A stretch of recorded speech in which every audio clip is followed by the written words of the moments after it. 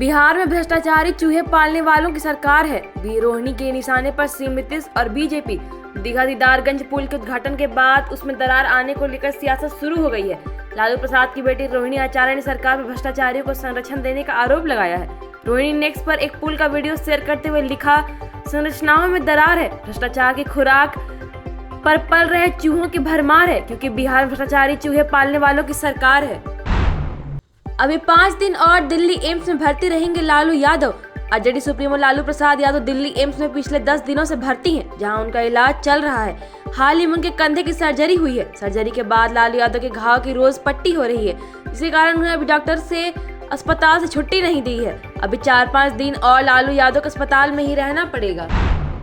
ACS Siddharth का नया आदेश। सरकारी स्कूल में क्लास 2 से 8 तक के छात्रों की होगी विशेष परीक्षा। जानकारी के मुताबिक प्रदेश के सभी सरकारी स्कूलों में कक्षा 2 से 8 तक के छात्रों की विशेष परीक्षा ली जाएगी, जिसके जरिए छात्रों की रीडिंग और पठन दक्षता की जांच की जाएगी। विशेष परीक्षा का आयोजन 28 से 30 अप्रैल के बीच होगा। इस परीक्षा का उद्देश्य छात्रों की विषयों की बुनियादी समझ को मजबूत करना है, ताकि आगामी कक्षा में पढ़ाई आसान हो सके।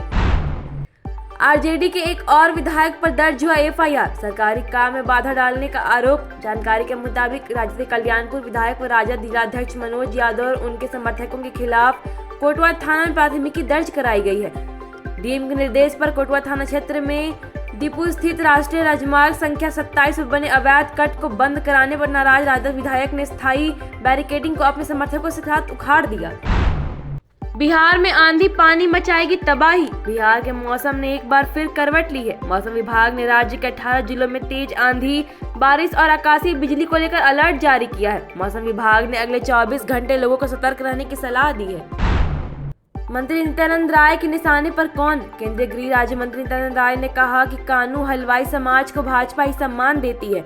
पार्टी ने समाज के लोगों को टिकट भी दिया और मंत्री भी बनाया। विपक्षी दल इस समाज को सम्मान नहीं दे सकता। अगर राजद कांग्रेस टिकट दे भी दिया तो हलवा सोन पापड़ी लूट लेगा। पटना मिलर हाई स्कूल में वंशी चाचा की याद में कानू हलवाई अधिकार महारैली में केंद्रीय मंत्री ने कहा कि कानू समाज आर्थिक रूप से भले ही पिछड़ा है, लेकिन वैचारिक रूप से यह समृद्ध है। बिहार में सम्राट चौधरी के नेतृत्व में पताका लहराएंगे। हरियाणा सीएम के बयान पर जेडीयू क्या बोली? दरअसल नायाब सिंह सैनी ने कार्यक्रम में कह दिया कि इस बार चुनाव में सम्राट चौधरी के नेतृत्व में पताका लहराया जाएगा। जिस वक्त हरियाणा के सीएम ने यह बात कही, उस वक्त बिहार के डिप्टी सीएम और बीजेपी नेता सम्राट चौधरी भी उस कार्यक्रम में मौजूद थे।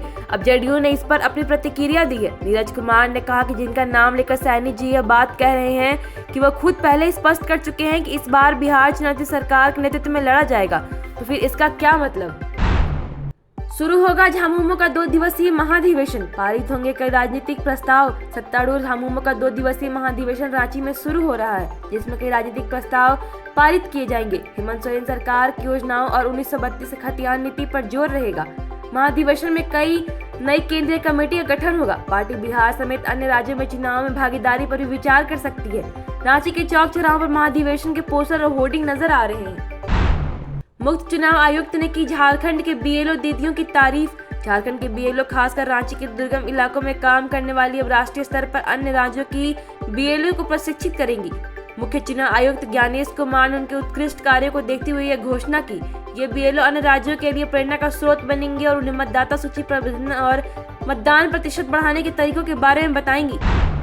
झारखंड में लागू नहीं होगा वक्फ कानून। मंत्री इरफान अंसारी। झारखंड राज्य के स्वास्थ्य मंत्री डॉक्टर इरफान अंसारी का बड़ा बयान सामने आया है। उन्होंने भाजपा पर हमला करते हुए कहा कि राज्य में वक्फ कानून लागू नहीं होगा। उन्होंने कहा कि वक्फ कानून के चलते बंगाल में हिंसा हो रही है, जाने जा रही है। झारखंड के लोगों में भी इस पर आक्रोश है। भाजपा पर निशाना साधते हुए कहा कि पार्टी उनके कौम के खिलाफ साजिश कर अशांत कर रही है। Thank you so much for watching this video. Don't forget to like, comment, share and subscribe.